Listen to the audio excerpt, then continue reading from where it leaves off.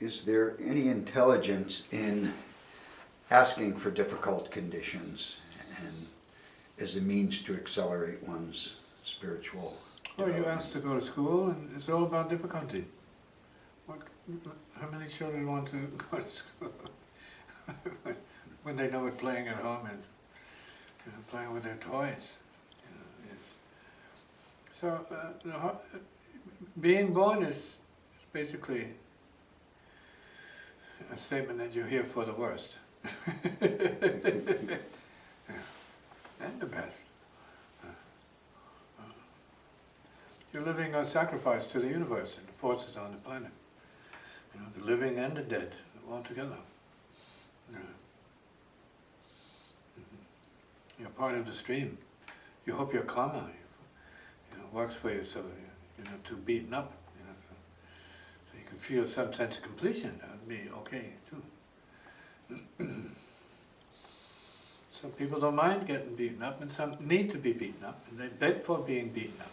You know, because of the way they are designed.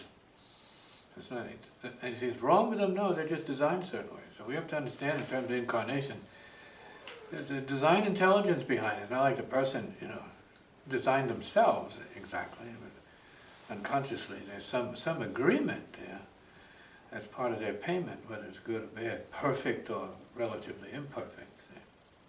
Who knows? As a spiritual practitioner, would one invite difficulty to accelerate growth, or is that counterproductive? Well, a genius needs accidents in order to prove its case. See? Mishaps. Seeing things fail. In order to make them better, I think that's part of the process. Things have to break down before you know what it is. You know. Getting spaceships off the ground didn't happen in one shot. You know. So we're talking about the trial by error. See? And transformation, intelligence. And so there are those who are born to handle and solve problems. And they do. And some don't even ask for it, they just get it. See? They have to deal with it. It's not always what you pray for, it's what you have to make use of.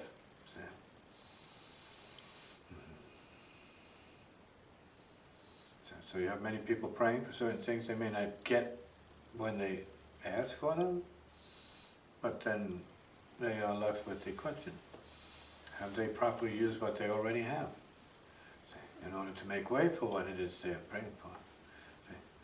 Has the way been paved, or has the debt been paid to clear the way for, say, higher understanding and or certain results, which often come of their own accord, because of laws and needs that escape the intelligence of most people. Escapes, that is, it's beyond their need to know. They say, I don't know. I can't remember. I have no clue as to why I'm here, or what I'm even doing here. You tell me, please. Come in. Is that, let's say, the beginner's mind to be at that point? At which point? Not knowing and trying to... That could be the guru's mind. Who cares? I don't know. You tell me. The guru can tell you that. The guru wants to hear that from you, because the guru function is to enable you to go deeper than you're tending to do as a self. So is that a function more of asking questions than giving answers? No.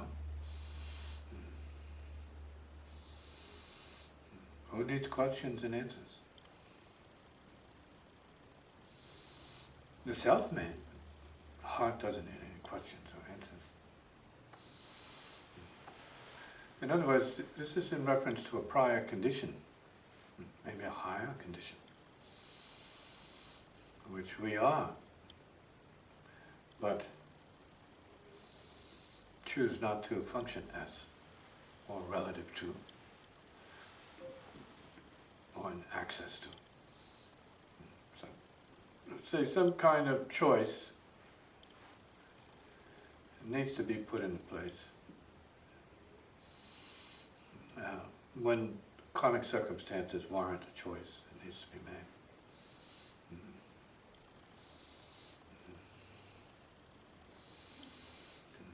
So would And you, not that it is a choice, but it requires a choice. A conscious clearance, openness to what it is. so is our, let's say, original condition as beings on this planet in touch with the spiritual, or completely, let's say, blind to it? What is your question? Do we come to Earth, let's say, spiritually realized and lose touch with that? You know that's not true. So we come here with sort of a spiritual blindness from which we aspire, some of us, to... You come here as you are. As you are. And it could be that you are neither awake nor asleep, but you come here as you are.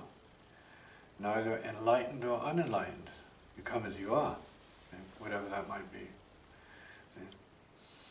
So regardless of what we have assumed ourselves in the world of appearances or self-image making, say, creation, the deeper we go, the more we see what the real is, and it's all the same.